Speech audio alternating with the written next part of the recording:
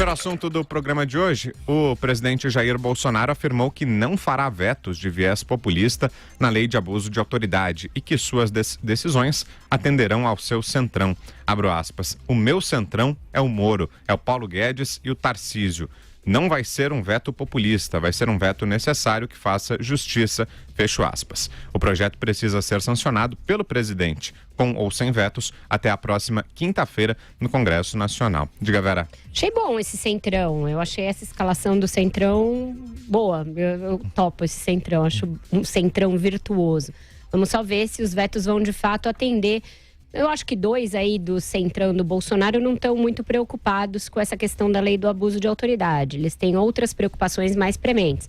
O ministro Paulo Guedes está às voltas com a reforma tributária e o ministro Tarcísio tem que desarmar uma bomba que ele conseguiu adiar, que na semana que vem estava prevista a discussão da inconstitucionalidade do frete rodoviário, que é a bomba na mão dele, mas ficou para outra semana porque o ministro Fux adiou. Então, o centrão interessado nessa questão é o ministro Sérgio Moro, que indicou 9 vetos a essa lei. Ontem, Bolsonaro esteve com o 02 novo da Receita, que foi nomeado hoje, né? Ele falou disso na live. E eu apurei a conversa.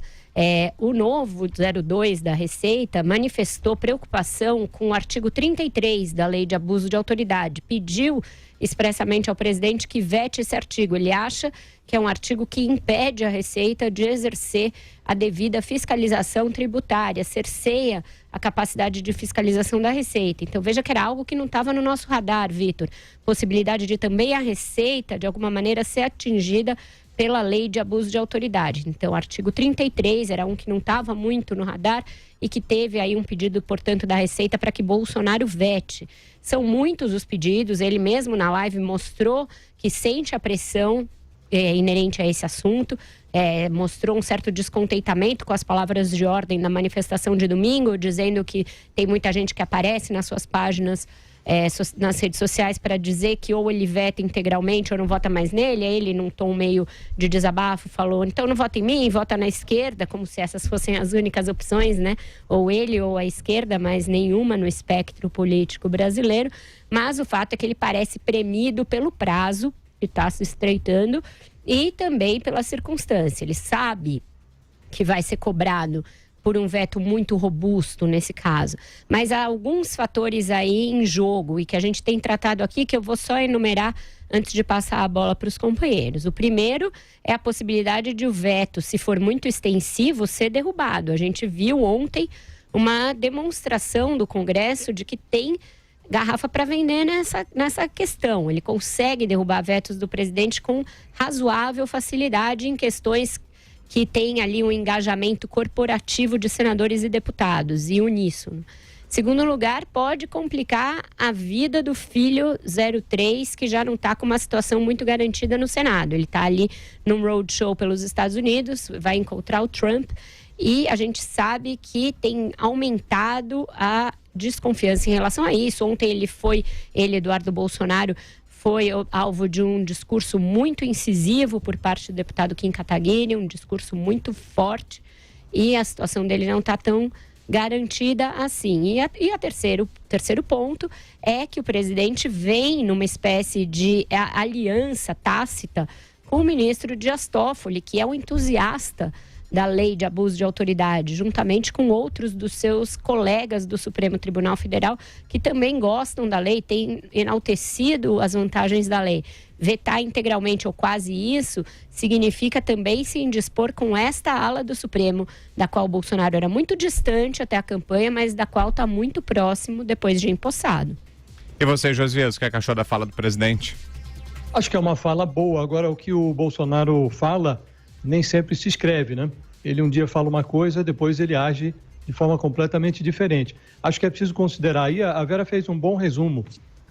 Eu acho que o Bolsonaro ganhou novos amigos depois que ele assumiu a presidência.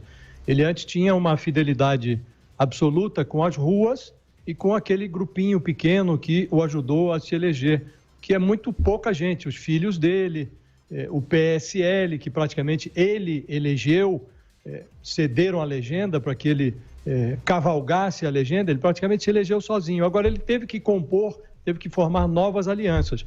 E essas novas alianças incluem, como a Vera lembrou, o Toffoli, inclui os parlamentares que o Bolsonaro precisa seduzir para aprovar o filho dele como embaixador nos Estados Unidos. Então, ele está assumindo novos compromissos e esses novos compromissos implicam concessões. Entre essas concessões está esse projeto aí. O Bolsonaro tem dito nos últimos dias que ele não é um presidente banana.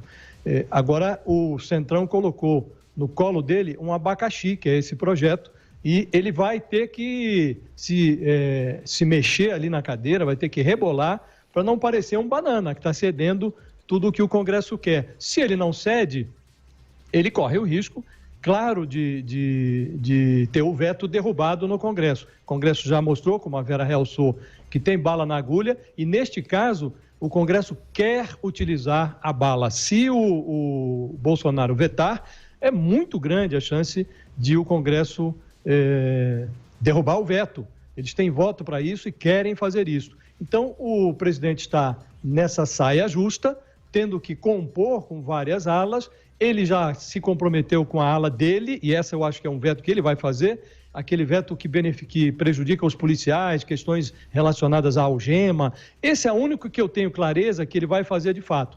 De resto, tem um problema maior, que é o problema do Sérgio Moro. Se ele ignora completamente os pedidos do Sérgio Moro, ou se o Sérgio Moro pediu 9, ele faz um só, fica ruim, fica feio. Então, o Sérgio Moro vai ter que decidir quantos sapos ele admite engolir para ficar no Ministério. Essas questões todas é que estão envolvidas nesse assunto dos vetos, e acho que o Bolsonaro, o essencial é a gente reter essa imagem, que o Bolsonaro hoje não é aquele mesmo Bolsonaro que se elegeu e que tomou posse em janeiro. É um Bolsonaro com outros compromissos. Ele tem que cuidar do filho que está enrolado numa investigação no Rio de Janeiro, não pode desprezar, portanto, os ministros do Supremo, sobretudo o presidente Dias Toffoli. Ele tem que aprovar o outro filho para a embaixada nos Estados Unidos, não pode desprezar os votos do Centrão e dos outros partidos com os quais ele não pretendia se relacionar. Então, ele é um outro personagem e ele tem que compor, tem que fazer política. É nesse contexto que os vetos estão sendo analisados. Diga, Constantino. Eu concordo com a essência da análise da Vera e do Josias, né? A gente falou muito disso já, sinuca de bico em que o presidente se meteu, e é mais fácil ser pedra do que vidraça. Tem o dia da pomba e tem o dia da estátua. Né? E agora o bolsonarismo virou poder, então não pode continuar agindo como se sempre fosse oposição, né? Contra o sistema e tudo que está aí. O presidente tem um filho enrolado, aliás, um filho senador que não votou na questão do projeto de autoridade, não assinou o manifesto para que o presidente vete, né? Isso tudo precisa ser lembrado, não votou a favor da CPI da Lava Toga, tudo isso tem que ser lembrado. Então esse é o contexto e é impossível o presidente não se indispor com alguém, com algum lado relevante dessa história.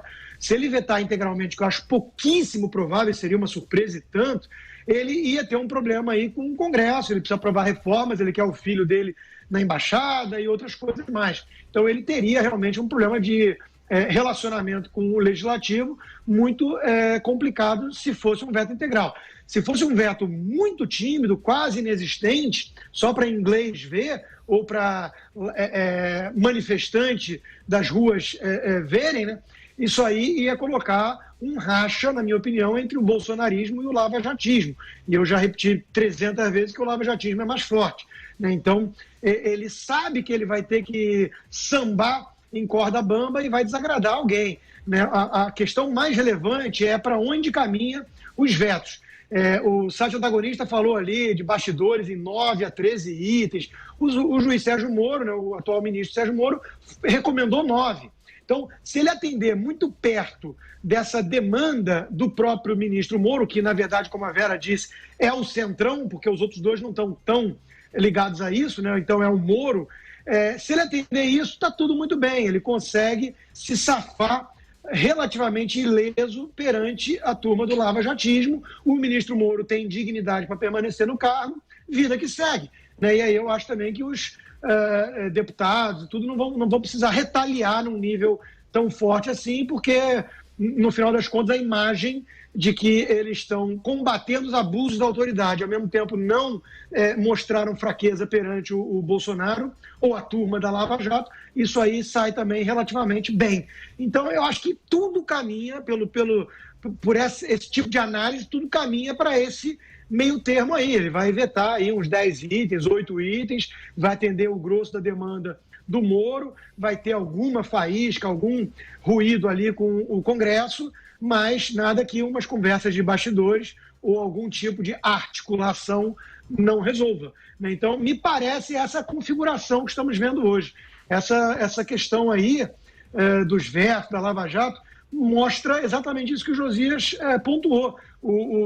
A figura Bolsonaro hoje não é mais aquela imagem do mito incorruptível criado pela turma bolsonarista em campanha. Por quê? Porque governar não é a mesma coisa do que ficar em palanque jogando para a plateia, e isso vai ser descoberto por uma ala que ainda parece não ter percebido isso, que apoia incondicionalmente o presidente, mais cedo ou mais tarde.